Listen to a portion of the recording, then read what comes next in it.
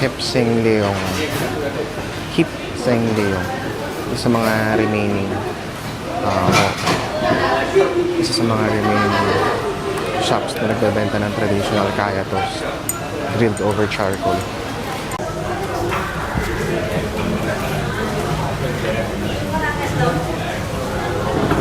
So, dito sa Hepsilong, isa lang ang gumagawa ng kaya toast. Yun, si Kuya. Sa kanya ka lang makakapag-order.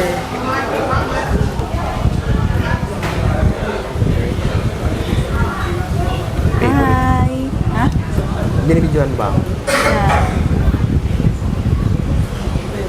I think ginigrill pa yung ano. Ginigrill sa charcoal. Mapapansin na mag-isa lang siya gumagawa ng coffee, egg, siya din mag-isa nag-grill. Authentic. Local coffee Yes. with condensed milk and sugar.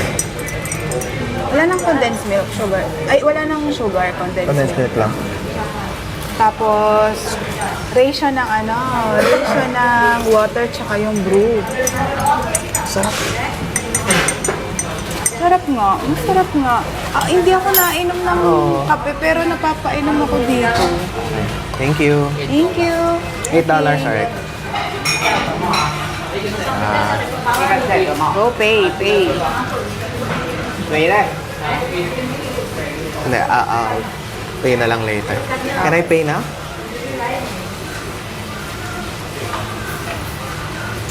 So, busy si Kuya. Dami ng customers.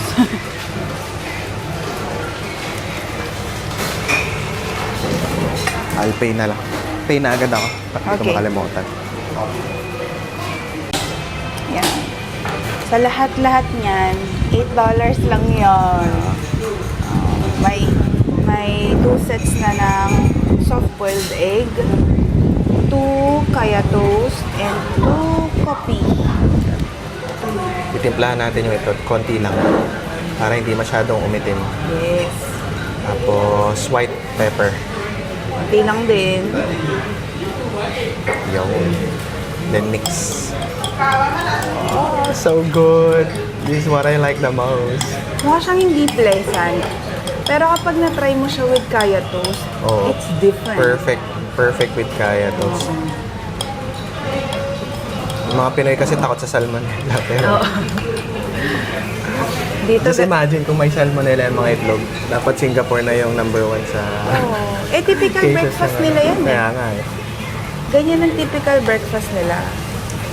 Ito Yung- talaga yung favorite ko. Na-miss ko talaga to sobra. Yes. Ang palaman pala ng kaya toast is kaya spread and butter. It's good. That's good. I miss this. Since na-try naman natin yung yun kaya toast, which one do you prefer? Talaga? Oh. I love it. That's a revelation kasi favorite mo yun kaya toast. It's good. Sarap. Madagdag din sa sarap yung atmosphere na alam mong lokal, tapos Oo, yung kumakain vibe. ka talaga, yung vibes na kumakain ka with the people. Dagdag sarap. Yung vibe na alam mong matagal na siya. Kasi Hindi siya yung franchise, paligid, hindi siya tingnan mo. mall. Yung paligid, it's so luma. Sarap. Chichaser ko ng And anong oras na tayo kumain? almost lunchtime. Almost 12 na.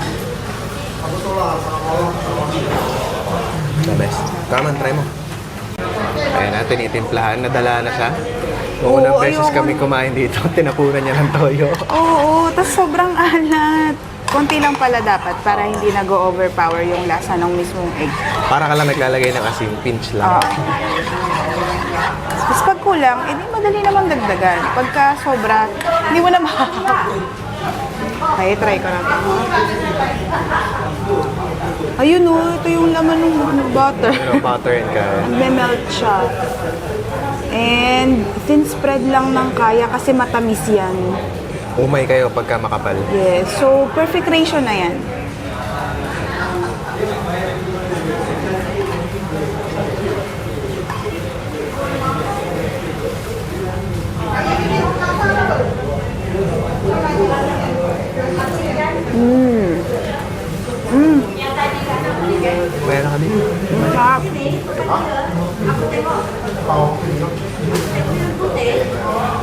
Oh my God.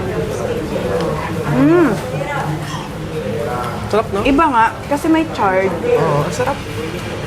Like yung smoke nung pinag-grill, nalalasahan mo. Sarap. Nabulin mo na to?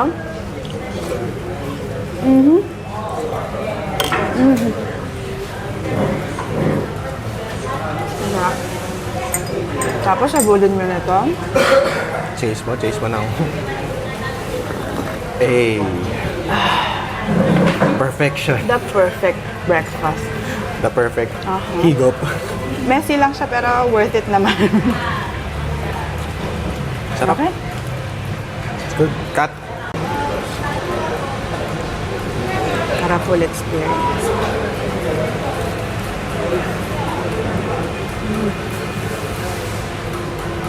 So good.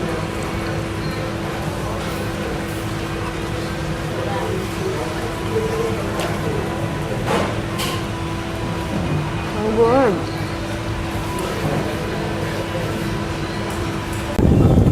Wala akong against sa yun kaya toast kasi masarap naman siya. Pero sa quality, sa lasa, sa experience, dito ako, sa Epsilon. Kasi yung tinapay nila, yung sa yun kaya, medyo matigas na talaga siya, like thin na siya talaga. Yung dito sa Epsilon, grilled siya. Sa labas is medyo crispy siya. Tapos sa loob, pag kinagat mo, soft. Meron siyang soft pa rin, softness ng bread. Tapos kapag sinawsaw mo siya dito, hindi siya ang tawag doon, hindi siya yung parang pandesal na nag-liquid din na, hindi siya ganon. So pag kinagat mo pa rin siya, may texture pa rin siya ng bread. Hindi nagiging soggy yung ano. Yes. Kahit nalagyan ng Kahit soft-boiled na egg. simpleng bread lang naman siya. Simpleng white bread lang naman siya, pero it's good. Perfect siya talaga dito. Like, Coffee. hindi complete yung experience mo sa kaya toast kung hindi mo siya i-dip dito sa soft-boiled egg. And yung coffee nila, ang sarap. Hindi yan Akala ko- umiinom ng kape. Hindi yan umiinom ng Oo, kape. Pero umiinom ng coffee kape. nila. The fact na condensed milk yung pagka-sweetener niya, na-surprise ako na hindi siya ganun katamis. Like, na-balance niya yung pinakalasa ng coffee. So, it's good. It's really good. Kasi malalasahan mo pa rin yung caffeine. Hindi siya overpower na 3-in-1. Hindi siya ganun. Malalasahan mo talaga yung coffee. So, it's good. Like, kung everyday ako magbe-breakfast, etong breakfast ang kakainin ko. Oo, kaya kong 2 weeks straight. Yes! Tapos break ka ulit ng ilang weeks. Tapos magkaya toast ka Oo, ulit. hindi siya Hindi nakakasawa. Kasi, nakakaumay. first of all, meron ka protein. Meron ka ng protein kung on the go ka na. Tapos, busy ang morning mo. Ito yung kakainin mo. Kasi yung protein, it will last you for like next 4 hours. At hindi lang siya one soft-boiled egg. 2%. So, it's good. May butter pa. So may Yes. fat. There's fat, Oo, may carbs, protein and carbs. protein, Nice. and Caffeine. caffeine. Perfect. Complete meal. It's nice. Kulang na lang lagyan ng lettuce. May gulay, okay na. Saan lang? Curry puff. Tatry namin. Isa sa mga popular dish dito sa Singapore. So, bumili kami ng isang cream puff. Ay, cream puff. Curry puff.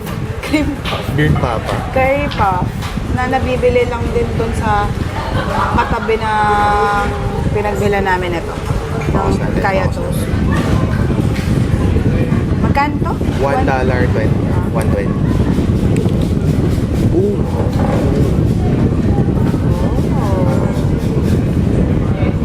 Parang puro ano siya to, potato. Oh, curry potato siya. Oo. Wala siyang meat. Okay. Right. Try natin. Give it a try. Give it a shot. Ow. It's good.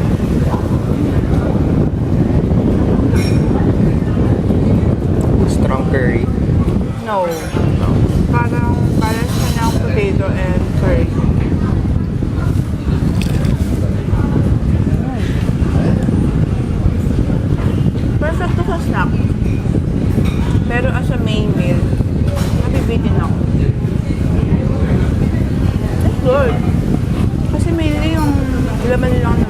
potato. Mainit pa. Curry. Konti lang.